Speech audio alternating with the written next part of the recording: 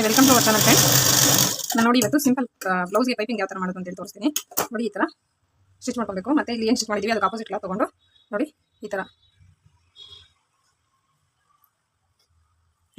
Opposite ಅಂದರೆ ಇದು ಈ ಥರ ಬಂದಿದೆ ಅಂದರೆ ಇದು ಈ ಥರ ಬರೋ ಥರ ಇಟ್ಕೊಂಡು ಇಲ್ಲಿಗೆ ಸ್ಟ್ರೈಟ್ಗೆ ಒಂದು ಸ್ಟಿಚ್ ಹಾಕಬೇಕು.